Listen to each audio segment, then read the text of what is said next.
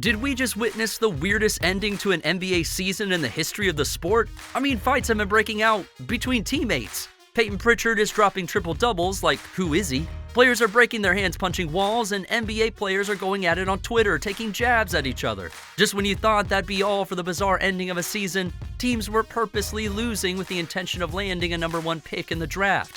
And who'd think that the oldest player in the league would drop 24 in his final game? Yeah, no one. You'd be amazed at the weird gift a Hooper gifted him after achieving that feat. But what exactly is going on in the NBA? Well, there's only one way to find out. Last summer, the Timberwolves decided to give up 4 first-round picks for 3-time Defensive Player of the Year Rudy Gobert. Looking back on it now, it was a rather big win for the Jazz and a questionable decision by Minnesota. In their last regular season game, the expectations in the matchup between the Timberwolves and Pelicans, a game that still held playoff seeding implications, were pretty high. Minnesota hosted New Orleans at the Target Center, hoping to jump up from the 9-10 play-in game to the 7-8 play-in game with a win, so long as a few other games played out in their favor. It's understandable that tension was clearly high in this pivotal final game. Gobert and Anderson can be seen having a heated discussion during the timeout of the close game. But as a Timberwolves staffer held Gobert back, tempers flared, and this happened.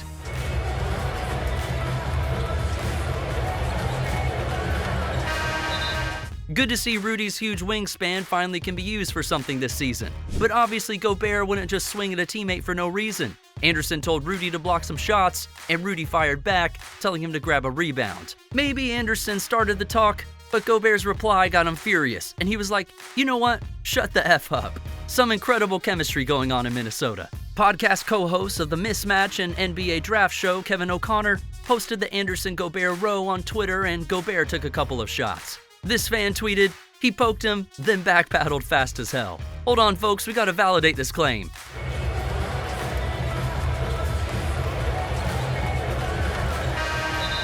OMG, did Gobert really back up after taking that swing? Damn, I mean, who throws a punch and doubles back like a sissy? Another tweeted, just more proof that Draymond is the dominant defensive player of this generation, and Rudy is a wannabe. When Dre throws a punch at a teammate, he connects. The argument will later trickle into the locker room, with Anderson threatening to knock his ass out. The Timberwolves ended up sending Gobert home and didn't allow him to play against the Lakers in the play-in, which they ultimately ended up losing. The Timberwolves mortgaged their entire future for a Frenchman well past his prime. As you might suspect, Twitter did some digging and just made the situation even funnier. This season, one of the biggest stories in the NBA was Draymond Green punching his own teammate, Jordan Poole, during practice. On the same day the video hit Twitter, Rudy Gobert took a dig at Draymond, tweeting, "Insecurity is always loud." And if you know my man Draymond Green, you know this dude neither forgets nor forgives. It's like he has the memory of an elephant, and if you dare step on his toes, be prepared to have a target on your back. Well, Gobert didn't see this coming, and that's for sure. When Gobert's punch began trending all over Twitter, Draymond saw the perfect opportunity to get his get back. So in a full circle moment, he tweeted, "Insecurity is always loud." What's crazy is this wasn't even the first punch of the game. No, there was another fight that broke out in the tunnel between Jaden McDaniels and the wall. You can see Jaden McDaniels right here. When he swings, he grabs his hand immediately. Right. McDaniels, who's just in his 3rd season in the league, has been one of the Timberwolves' best defenders, guarding virtually every opposing team's best player. Couldn't guard the tunnel lining, though, apparently. After picking up 2 quick fouls in the first quarter and breaking his hand in the process, effectively ending his season, Jaden will not take part in the play-in nor the playoffs. This team is a disaster right now, but somehow they managed to still walk over the Thunder to secure a playoff spot. The Clippers also had a lot riding on the last few games of the season. A couple of bad games and they could be in the play-in. The pressure was on, and following a bad stretch on defense, Mason Plumlee, someone who takes pride on that end of the floor, was not happy with the efforts of a teammate, Bones Highland. Bones is an expressive player, showing flashes of brilliance on the offensive end. Maybe though all that creative thinking puts him to sleep when it's time to defend, and well, Mason was just trying to wake him up.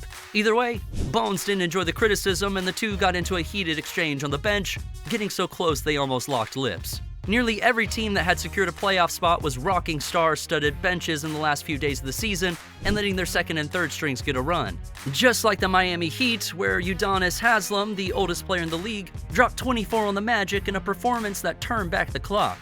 He's practically a coach at this point. In 2018, he scored 8 points on the season, and in 2021, he played 3 minutes the entire year. That was his last time on the floor before retiring, and it was simply an impressive way to go out. And guess what he got as a cheeky retirement present from fellow hooper Bam Adebayo? A rocking chair. I got you a culture rocking chair, and this is just for Old head rocking that chair like a boss. Man, this guy's really got the grandpa drip on lock now. We saw backup start to ball out as Celtics guard Peyton Pritchard started dropping triple-doubles. In a win against the Hawks, he put up 30 points, 14 rebounds, and 11 assists. We are truly in an alternate universe. The Grizzlies, on the other hand, ended the year against the Thunder by giving Summer League sensation Kenneth Lofton 40 minutes, and Lofton was an absolute beast. He goes out there and drops 42 points and 14 rebounds. Legitimately the new Zach Randolph. But hey, who says the end of an NBA season is boring?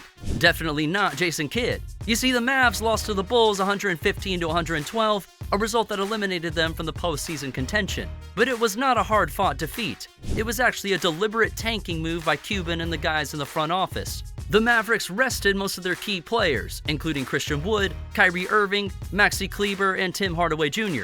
Luka Doncic, their all-star leader, played just one quarter and then watched from the bench. Luka was so pissed that rumors became rife that he might request a trade next season. Frankly, Doncic has a solid reason to be upset. Not only is he the type of player who goes out there to win, but he also has a Slovenian family and friends who had traveled transatlantic to watch him on the team's annual Slovenian-themed evening. So worth it. Ultimately, Cuban's motive was to increase the chances of keeping their first-round pick in the 2023 draft. The Mavs owed their pick to the New York Knicks as part of the Kristaps Porzingis trade, but it was top 10 protected. By losing to the Bulls, they ensured that they had the 9th worst record in the league and a 72% chance of keeping their pick. But what is it with the 2023 draft class that everyone seems to be going head over heels for? Teams seem to be tanking with the hopes of boosting their chances to land the number 1 pick in the draft, to add a young star to their core, or simply trade it for an established player who could help them win. From the Mavericks to the bottom-dwelling Spurs and Rockets, everyone seems to be going full tank mode. The NBA hasn't seen teams act like this over a draft prospect in decades. However, the draft class is considered to be a talented one and quite deep, featuring prospects like Scoot Henderson and Brandon Miller, whose futures could be very bright. But obviously, there's the one 7-foot monster who's got every team head over heels, Victor Wembanyama. The kid is ridiculous. Like, have you seen that clip where he misses a 3, then he's all of a sudden getting a putback dunk on his own miss? Nuts! Not to mention he's all over the NBA's social media, keeping them relevant and producing major excitement for basketball fans. So definitely some financial motive to draft Wemby also. You can't blame teams fighting tooth and nail to lose games this year. Sometimes watching the NBA season is a lot like watching a drama reality TV show, with players fighting, fans bickering, and coaches making decisions that make you question if you're the last sane person left on Earth. But hey, it's the NBA, and you better bet we love it. I trust you enjoyed your walk down Hoop Street, and we'll catch you in the next one.